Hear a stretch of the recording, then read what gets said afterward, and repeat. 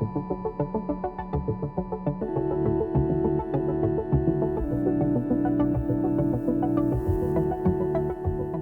it going, Starseekers? Welcome back to the channel. My name's Luke, and in today's video we're going to be taking a look at the dweeMIXED Thwee Pack on the Nintendo Switch, a trio of self-proclaimed underground indie hits from developer magicdweedoo, which see you playing as a timid left foot, a detective in New Ice York, and a constructor and consumer of Mealmates. And if none of what I've just said made sense to you, then get fucking used to it, because things are about to get a whole lot weirder. So let's open up this bundle of strangeness, take a look at what's lurking deep inside it, and make sure to like and subscribe if you enjoy my content and want to see more.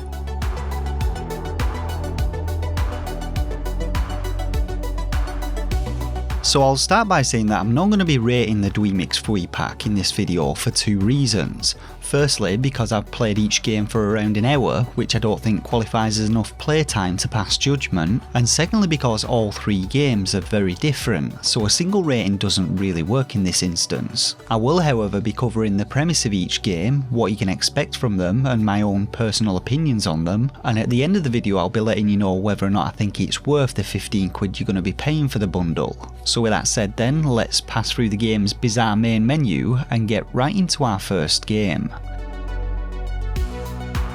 So first up we have Ticket, a game where you play as a shoe, or as the eShop description states, a lonely timid left foot, determined to make his mark on a world that's ever so crumbling around him. Now as with all of our games today, the story with this one is a little difficult to nail down, but so far as I'm told, it's set in a world where time is running out, where angels are now demons and vice versa, and human emotion is no longer a valid format, whatever that means. Now I would attempt to decipher this enigma of a storyline further, but for one I can't be arsed, and two, even if I could be arsed, I'd probably fail miserably and just end up confusing things further, so let's just leave it at that. Now Ticket is primarily a platformer game where the objective of each level is to make your way through each of the weird and wonderful landscapes until you reach the letter F to complete them. Each level may or may not be filled with a variety of enemies and other hazardous features for you to avoid, such as spikes and lasers, and you are able to actually stomp on enemies to kill them. Taking 2 hits from them however will kill you, while the environmental dangers will end you in a single hit.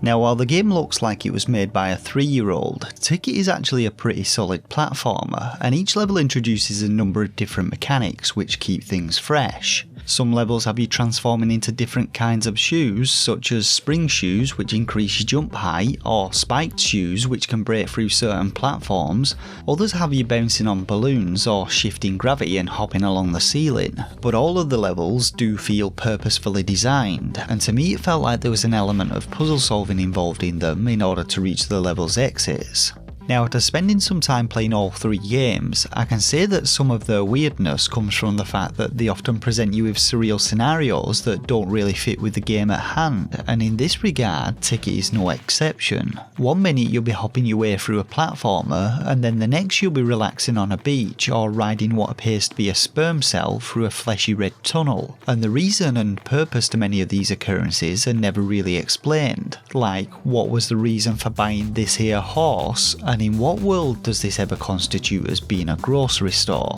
When it comes down to it though, Ticket is an interesting game to say the least. There's been plenty of thought put into its gameplay mechanics, its humour is my kind of weird, and despite the developer's artistic talents leaving much to be desired, they do give the game a unique visual style, even if it is one that's rarely seen outside of an infant school art class. So moving on to our second game then, we have New Ice York, and this one's essentially an adventure game similar to the classic point and click adventures without all the clicking. The game's story sees you playing as a detective who wakes up to find the city completely frozen over, and so it then falls to him to find out who's responsible, why they did it, and then eliminate them, no questions asked. Now, from the hour that I spent playing, I found that gameplay primarily involved travelling around the city map, visiting different locations, and speaking to characters which you find there, who then provide you with hints which lead towards the next location. Some of the people that you meet will be added as contacts in your phone, who will then text you with information, and other times you may need to visit a know-it-all police officer who will give you hints if you get stuck. But the game is really challenging, and the hints are generally quite direct with their instructions. Now, aside from all the walking and talking, you occasionally get to play a couple of mini games, like these punch-out style combat encounters or a spot of table tennis, but for the most part the game is mainly focused around its surreal storyline and humorous dialogue. And while I quite enjoy these kinds of adventure games, I could see this one being a little too slow and simple for some people's tastes. Now, as with Ticket, there are moments where the game goes off at a tangent, with unexpected turns and events which leave you scratching your head a little and wondering what the fuck just happened, but again, that's all part of the package with this one. Moving on finally to the visuals, and well, just look at them. It's like someone went mental with a biro but had run out of plain white paper and ended up scouring the arts and crafts cupboard but could only find blue. Though I will say that I really like the character portraits in this one, and they sort of reminded me of the characters from Hotline Miami. So of all three games, I'd say that New Ice York is the weakest in terms of gameplay, but its storyline is intriguing enough to have you wanting to find out more. It has some good humour, and it's enjoyable enough that I would be quite happy to play through the remainder of the game without any kind of reluctancy.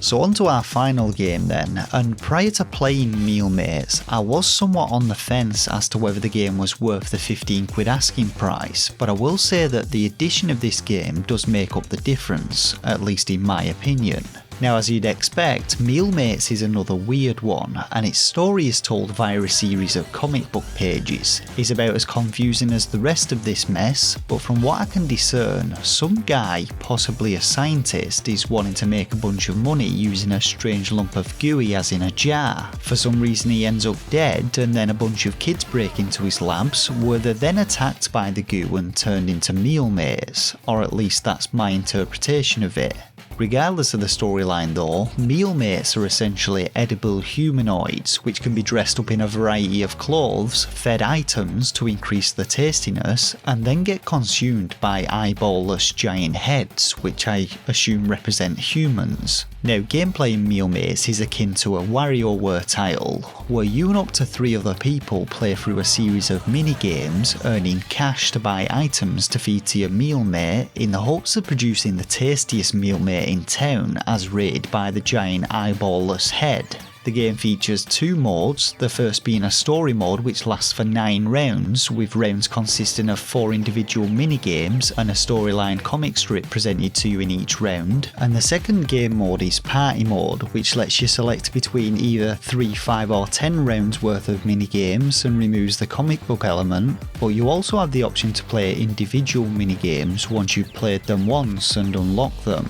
Now, there are a total of 42 minigames in Mealmates, and there's some really good variety to them, with the majority of them being skill based. Some of them involve you either collecting certain items or avoiding them, others see you mashing buttons as fast as you can or inputting sequences of buttons as quickly and accurately as possible, and there are also some minigames where you have to work together towards a common goal, but all of the minigames are actually pretty simple, with the mechanics easy to pick up and play, and I played the game with my daughter, who really doesn't play many games, and she had no issues with any of the minigames that we played. All in all though, we had a really good time with this one. There was plenty of original ideas in the mix which kept things interesting, and I could see it being a really good laugh to play with a bunch of mates. Now, the game also has some progression outside of the minigames. There's a city that you can wander around searching for treasure chests and new clothing for your mealmates, and there's also this strange witch who can cook up recipes for you, though I'm not actually sure what these do yet, since we sold all of our ingredients to open chests. Now when it comes to the visuals and audio in the game, I'd say that these are by far the best of the 3 titles. The artwork has a kind of dark and grotesque edge to it, reminiscent of things like Salad Fingers, especially the comic book pages, which are more than just a little bit disturbing, and the soundtrack has some great sounding chiptune tracks in it with upbeat tempos which really fit the gameplay nicely. It's also worth noting that you can actually access a music player from the main menu which allows you to play the OSTs of all 3 games, and this includes a pitch shifter which allows you to tailor the tempo of each track to your liking. So overall, I'd say that if, like me, you enjoy strange little indie games which have weird and dark humour and are a little bit surreal, then you'll no doubt really enjoy the games in the dweeMIXED Thwee Pack. In my opinion, the game is reasonably priced for the content that you're getting, and while it may not be everyone's cup of tea, I appreciate the effort that has gone into making them, and they definitely make it into my list of top 10 strangest Switch games, a list which I'll no doubt publish sometime in the near future. And with that then, we come to the end of this review for the dweeMIXED Thwee Pack on the Nintendo Switch. Make sure to hit that like button if it helped you out. Let me know whether you've picked it up and your thoughts and opinions on the game in the comments section below. And if you enjoy my content and want to see more, then don't forget to subscribe, and why not check out the channel's playlists while you're at it. For now though, as always, I just want to thank you all once again for watching, and until next time, take care of yourselves and game on.